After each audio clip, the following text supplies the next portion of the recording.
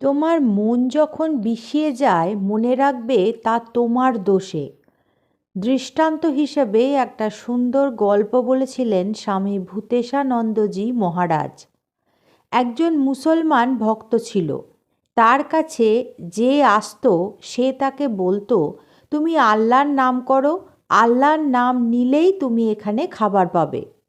আল্লাহর নাম করলেই ভক্তটি তাকে খেতে দিত। তার কাছে একদিন একজন এসেছে। ভক্তটি তাকে আল্লাহর নাম করতে বলল, কিন্তু সে কিছুতেই আল্লাহর নাম করল না। মুসলমান ভক্তটি তাই তাকে খেতেও দিল না।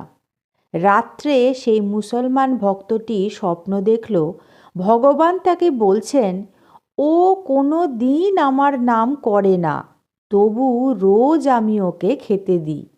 আর আমার নাম করেনি বলে তাকে তুই মাত্র একটা দিনও খেতে দিতে পারলি না।